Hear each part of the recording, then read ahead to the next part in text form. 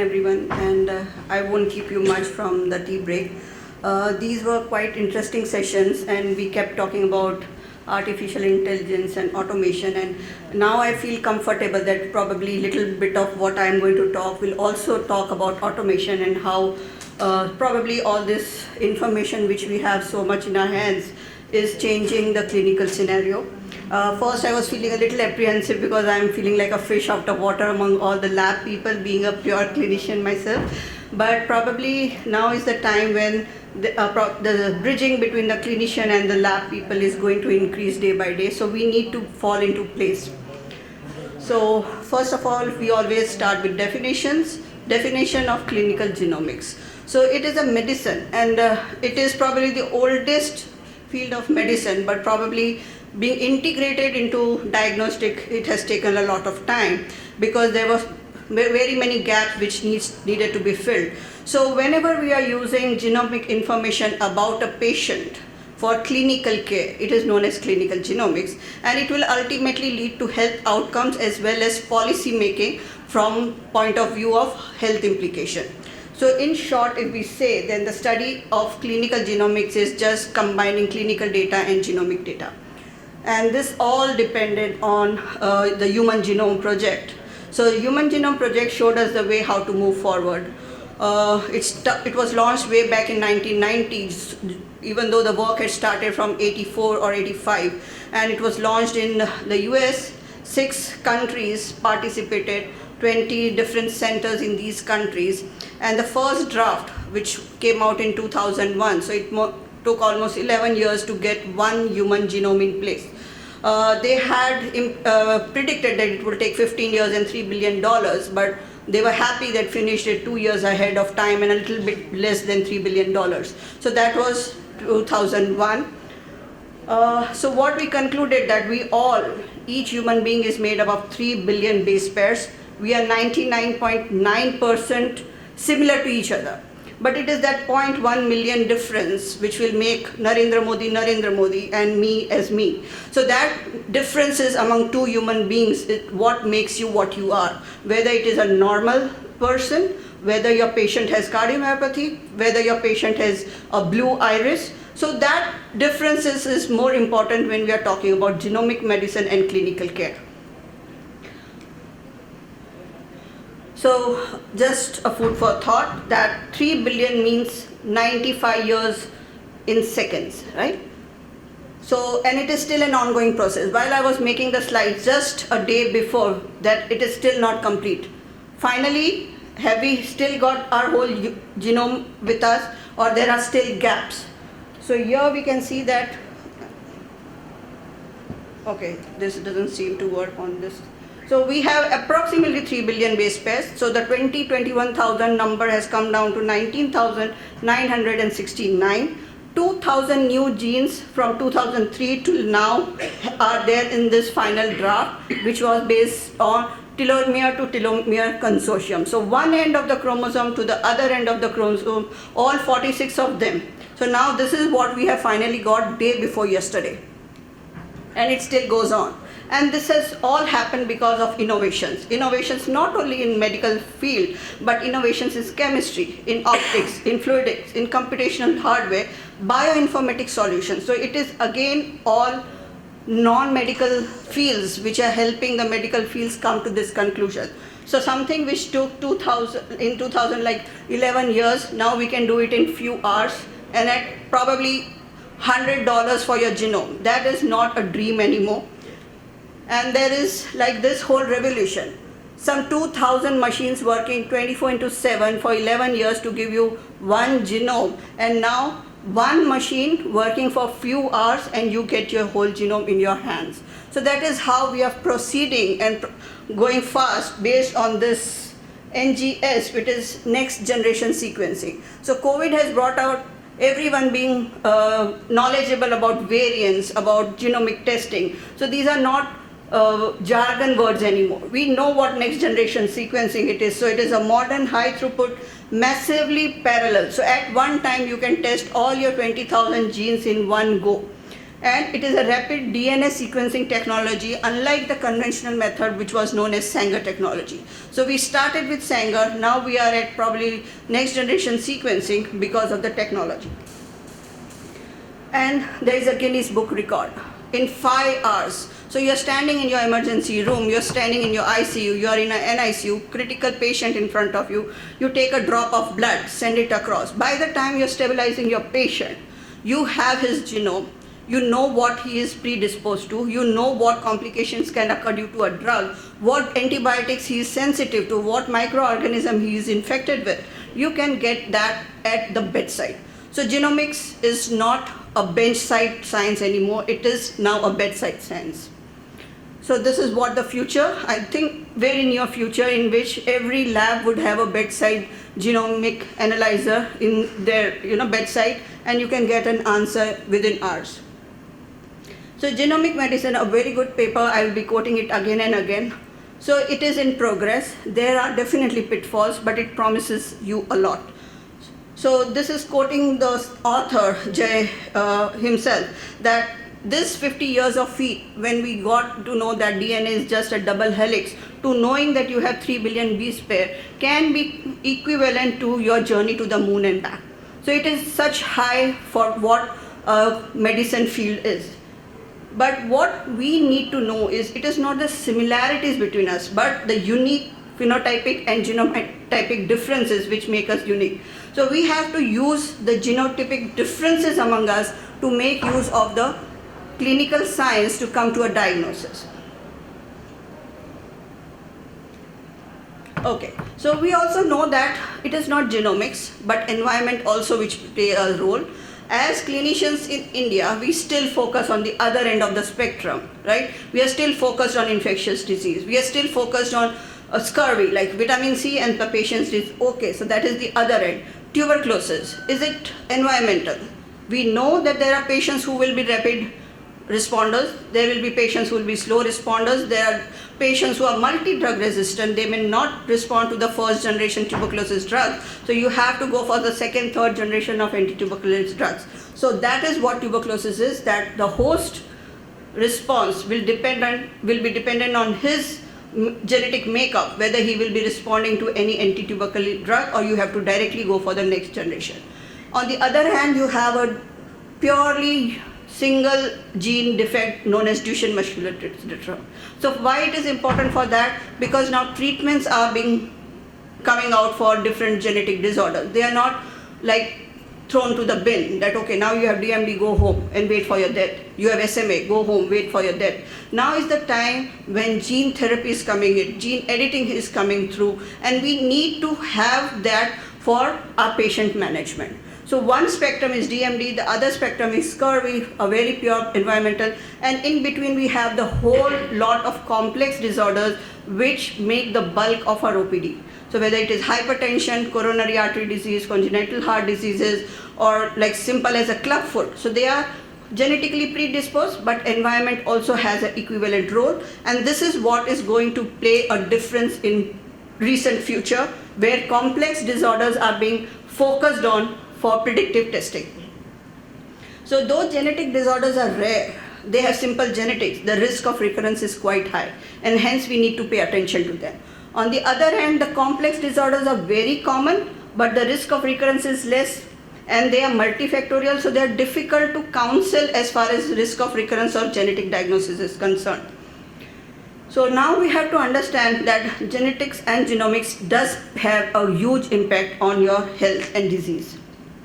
So not only molecular diagnosis for common infectious disease or rare of the rare inherited disease, but for precision medicine, for prediction of healthy person's risk for complex disorders, or for pharmacogenomics. Here is where the genomics is going to play a big role.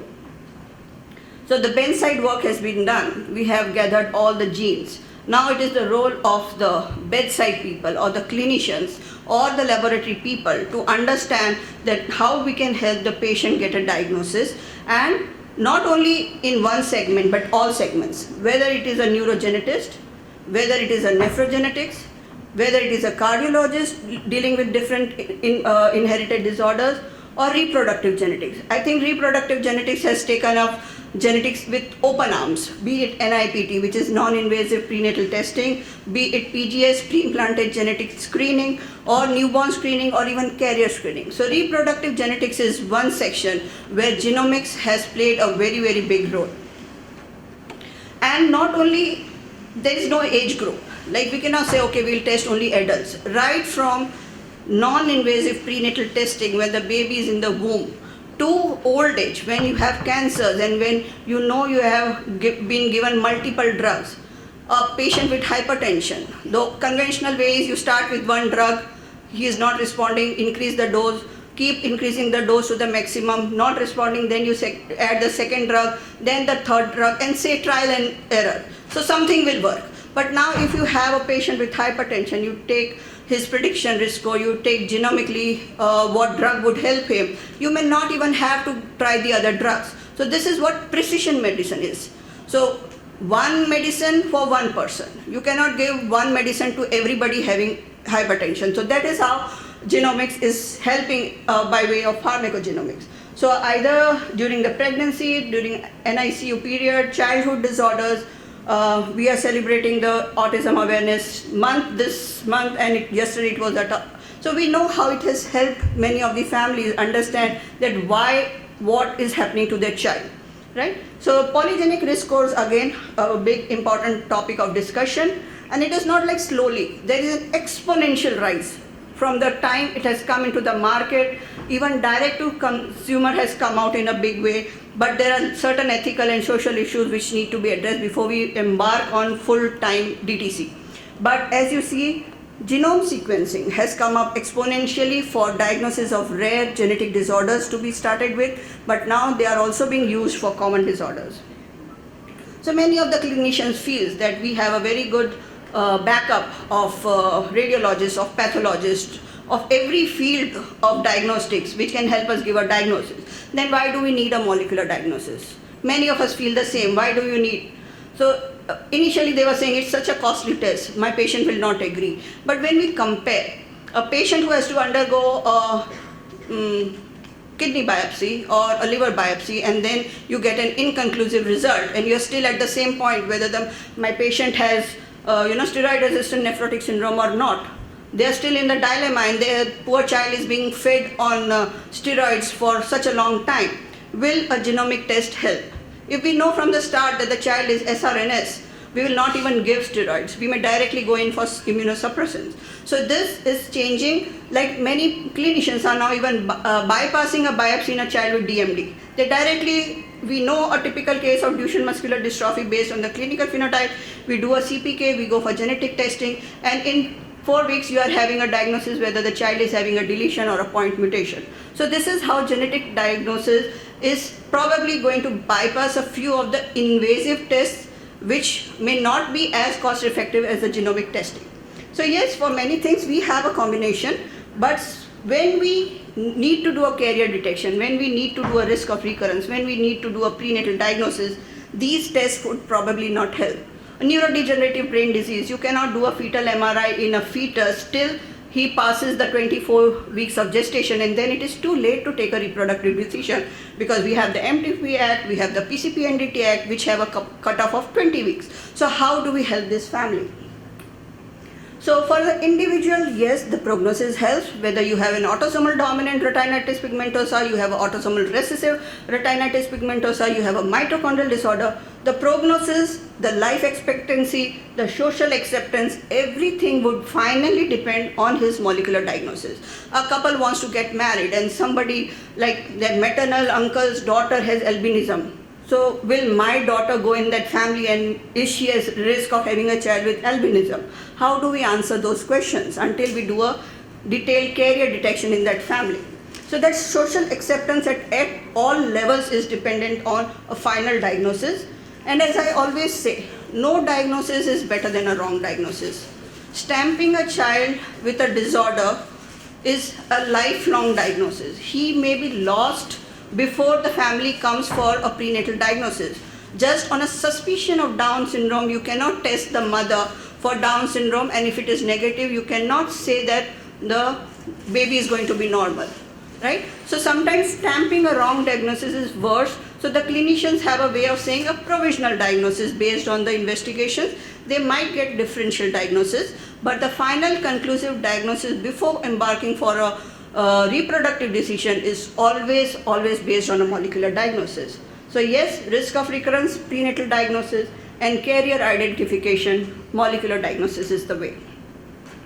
Now, we know 90% of the genetic disorders might not have a treatment. What do you tell your parents? Just take the baby home? No. Can we prevent it? Yes, but at what level? Can we do a newborn screening? But that is tertiary prevention. The child is already born.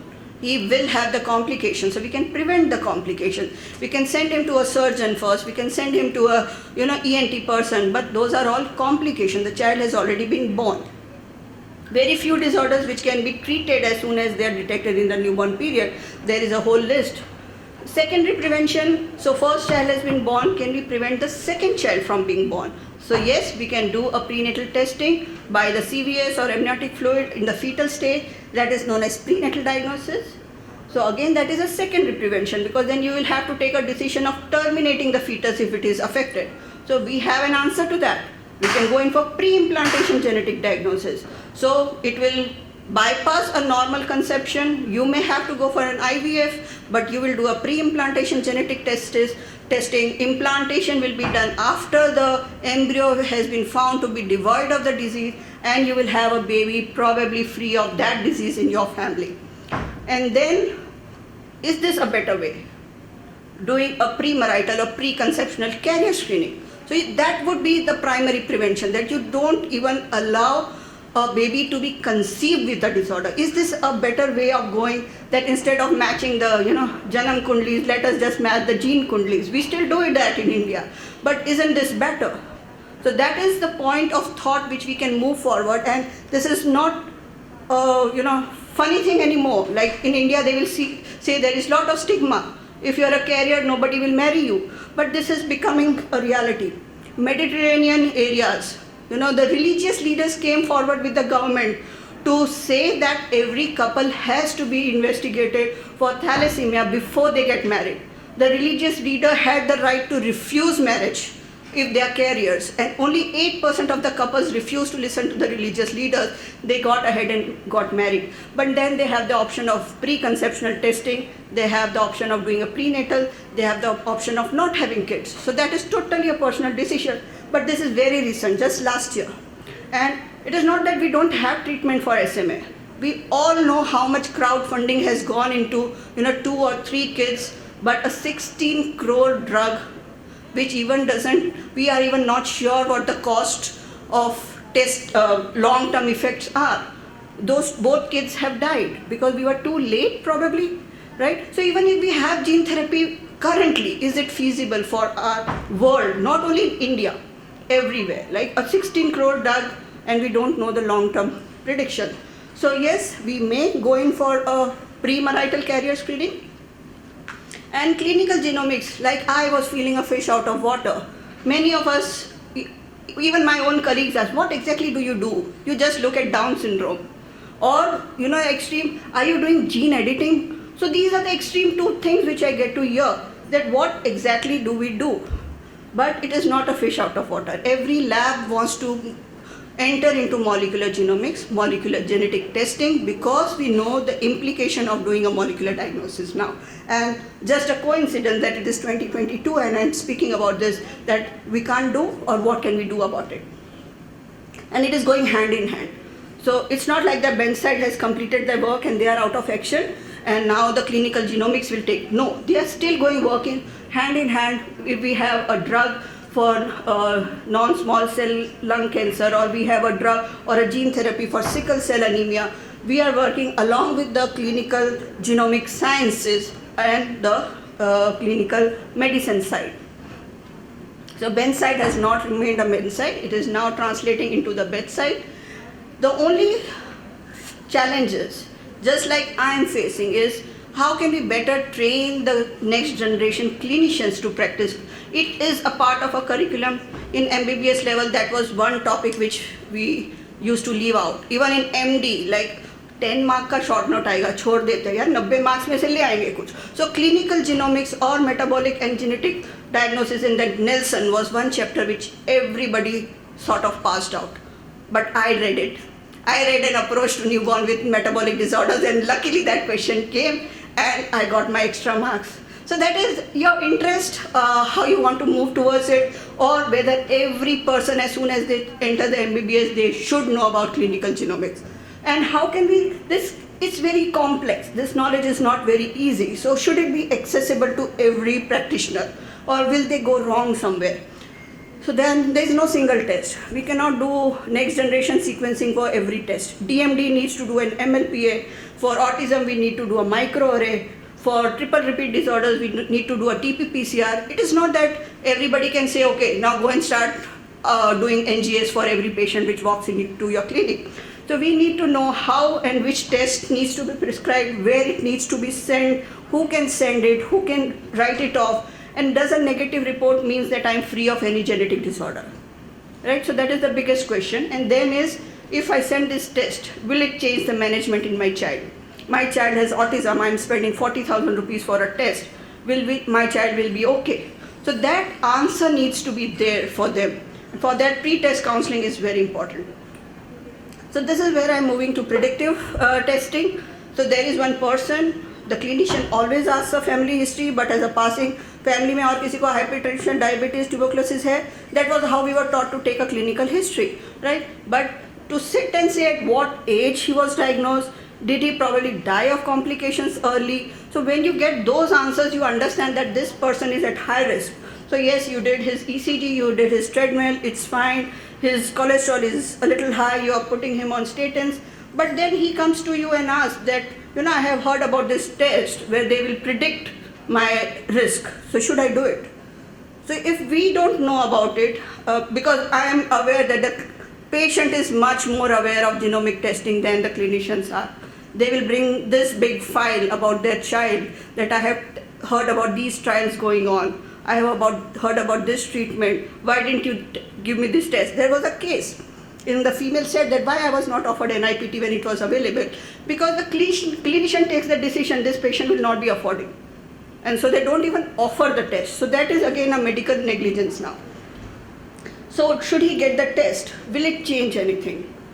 So if he gets a test and he's in the high risk, along with all the things which we are anyways going to tell him, stop smoking, start exercising, change your diet, is there anything else? Just aspirin, or we need to give him more? These are the news. Less than 45 years old, young sports person, young actors just dropping off. Are we missing something?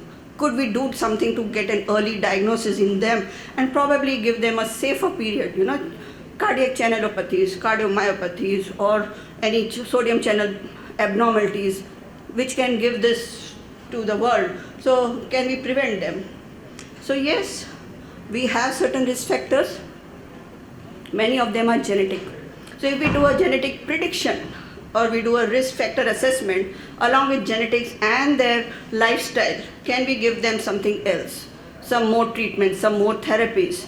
Can something be avoided? Like beta blockers need to be avoided because they have increased atherosclerosis. Some of them who have, I think, combined hyperlipidemia, I'm not sure, or antiphospholipid antibody syndrome.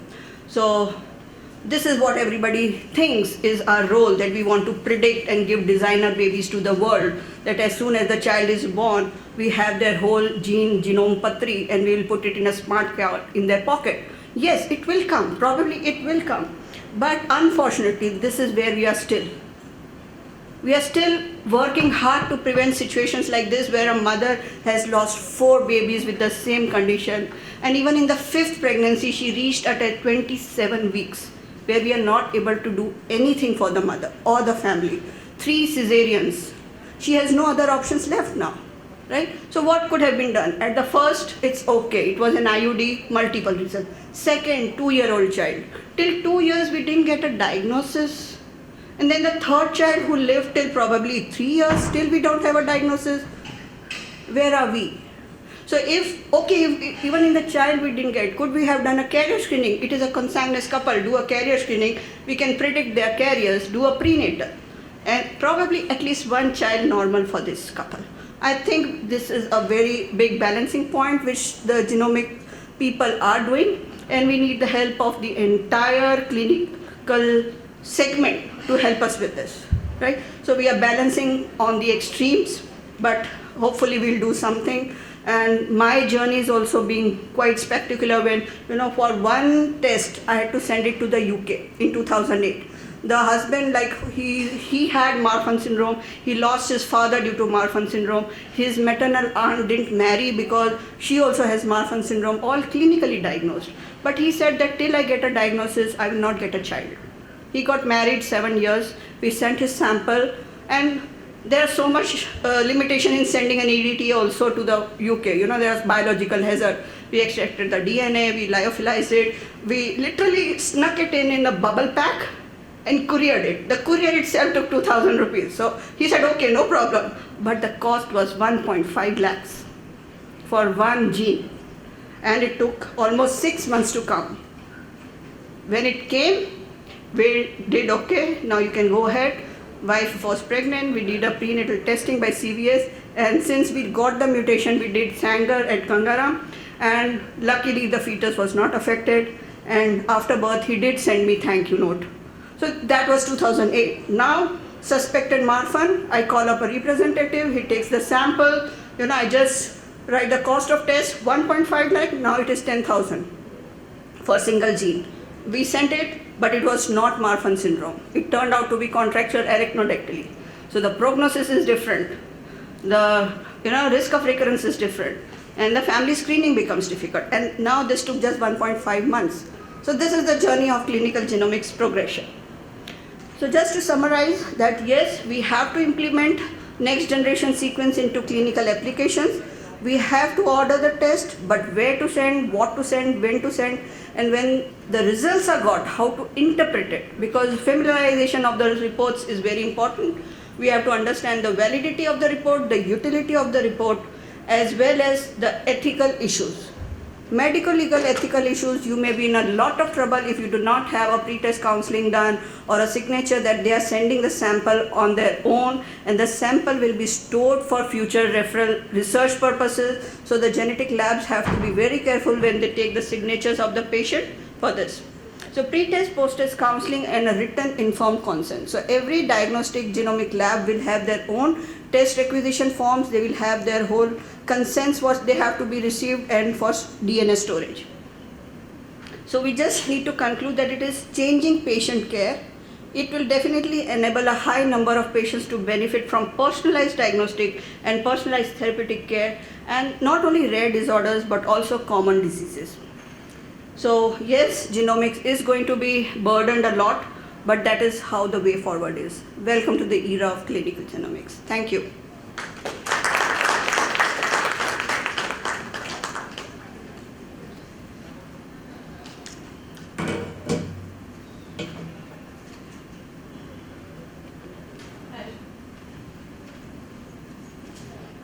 Thank you, Dr. Sheetal. I think I want to utter one philosophical line of Henry Longfellow, Footsteps on the Sands of Time. What she described and how she described, she welcomed us to the era of clinical genomics. So Dr. Sheetal did an excellent job, and actually it's eye-opener, like stamping the child, and even because we know in India premature coronary artery disease, how much we are losing our young sudden cardiac death and all. Even recently we had lost one of our colleagues. It's same age of mine. He went to gym and we lost him. So because of that, either premature coronary artery disease or stamping the child. So it's very much important to understand the implementation and actually the proper implementation of clinical genomics. So I think I don't need him too loud. So this is welcome to the genomics era, and we need her expertise and in the field of lab medicine, with the clinicians eye-opening us, and with her lecture, We can do like miracles, and we can actually entering into the era of clinical genomics. Thank you, Dr. Sheetal. Okay, any question? Yes. So, it was an excellent lecture. Thank you. And, something we were looking forward. And this we could predict as pathologists also, that the time has come that we have to pull our socks for setting up genetic labs sooner or later. Um, Still the cost remains a factor. I just wanted to ask you, what are your suggestions for, like we are talking about her colleague being lost. So what is the age when we should recommend these tests? There are many patients who now want, in a health check also, they want a predictive checks. So is there any guideline, or so that we don't do unnecessary tests? And because there are people who Google and come and demand and want to get it done, but there are others who require, but we don't suggest them. So how do we get about it? Because the knowledge is limited, and the limitations, and as you said, there can be some cases where we can get false negative also. So the litigations, so how do we handle? So, ma'am, till now there are no guidelines as such, but these are predictive risk scores. So, it is just like you are putting them into low risk, high risk, moderate risk. It doesn't mean that they will never have the disease. So, that has to be explained before we take the test. So, if there is a strong family history, if they've already lost somebody with, then the risk factor will one more addition. So, along with the family history and the genomic predisposition, because what predictive testing is using, they are using millions of SNPs. So they are using SNPs as well as single gene disorders. So a combination of both these will give you a combined risk score. That okay, genetically you are predisposed, but based on your family history, based on your environment, whether you are a smoker, whether you have hypertension, whether you have diabetes, a combined score is given that you are in the orange zone, green zone, red zone. So if you are a red zone, obviously he will be phonetic. But what will be helping in it? Not like he should start running from tomorrow onwards. So those changes can be given, but it will not be that he will be devoid, he will just be under surveillance. So I would suggest that if there is a strong family history of early deaths, then anytime, whenever they want to do it, but not children. So, like if they've lost it's just like cancer. If they've lost somebody, then 10 years before that they are put into, but genomic testing if you do, then probably they are just knowing hypercholesterolemia or those things, they can be done, and this is one time test. But the other factors with SNP based or based on your lifestyle, if you do a lifestyle management, your metabolism is going to change, and so the predictive risk score can go from red to green. But if you are not taking care, then it might go from yellow to red. So sometimes we may have to repeat it, number of SNPs are increasing. Negative thing is that we still are based on data, ethnicity data from Caucasians. So again, as we say, data, where is the data? So it's high time we have our own Indian database specifically to know that whether we are having some SNPs which make us more predisposed compared to Caucasians or European populations, or just like in COVID, we started having that those ACE receptors, so we are less prone to get COVID and all. So we are different from others. So if we have that database, then probably we can fine tune these predictive risk scores.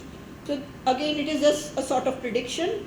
So for diabetes, we can have for coronary artery disease. So it is a combination, and the results would change accordingly. So as soon as they can do, ideally we don't say children or anyone below 18, because they are not aware why we are doing the test, and suddenly. I think with the routine tests, like Yes. for LAI, Lipid Association of India, and European Atherosclerosis Society, so they give guidelines like if we have premature coronary artery disease, since childhood the lipid risk factor stratification, and other normal adults 20 years, the Lipid Association gave guidance. Along with that, when the other risk stratification is red signal, so we can give for the. So family history is very important for these predictions. Thank you. Thank you.